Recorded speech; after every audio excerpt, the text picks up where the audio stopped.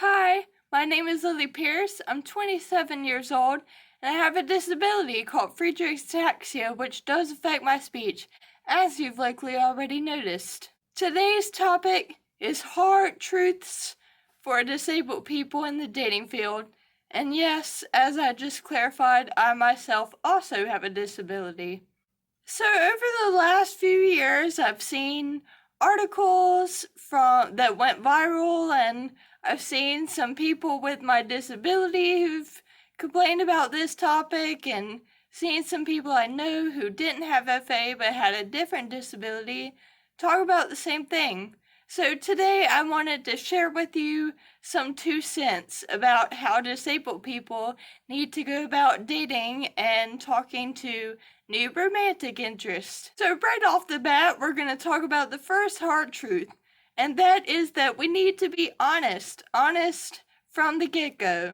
I've seen and heard these stories where disabled people are not transparent and not upfront about their abilities and their lack thereof and their needs. When those things are finally revealed to this new person they're talking to, the person is angry with them and backs away and feels betrayed. And generally when I see these stories on social media or the viral article that I saw a few years ago, the stories are met with so much sympathy. Here's the thing.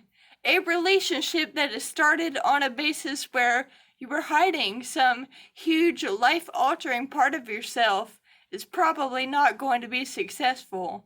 You can actually compare this to being a trans person and being in the dating field and asking, should I or shouldn't I tell someone that I'm trans right off the bat?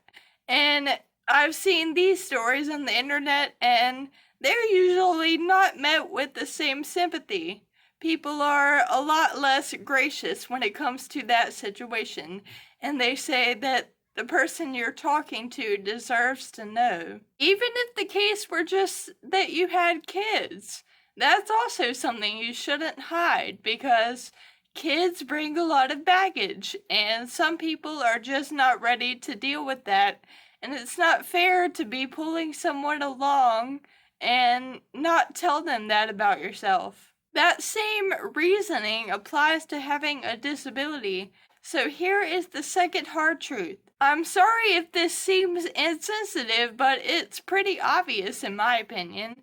Disability also comes with a lot of baggage. Now, many of us have figured out how to be independent for the most part, how to live lives that are full and productive and even joyful. There's definitely a lot of ignorance and a lot of stigma when it comes to people with disabilities. So we often have to correct these wrong assumptions. So it needs to be clarified if we're talking to someone new and we're disabled and they're able-bodied and they don't know the ins and the outs of it. We need to let them know that we're not asking them to be our caretaker, because primary caretaker and lover are two different roles. We'll probably have to correct other ignorant assumptions, like that we can't go out and have fun, or that we can't drive, that we can't have an actual job, that we don't go to the gym and take care of our bodies. These are all things that some of us can't do and some of us don't do, but many of us do. This is why disability advocacy and awareness is so important. Side note, check out my blog, retrospectivelily.com. While the roles of caretaker and lover are not necessarily synonymous, it is most likely that they will have some overlap. And we may need hand controls to drive, we may need help in and out of the shower, and we may be limited in what kinds of fun activities we can and can't do, or how we have to adapt and do them differently. So again, I say, there is a lot of baggage that comes with disability, and it doesn't mean that we're not worthy of love, but that's a reality that we have to face.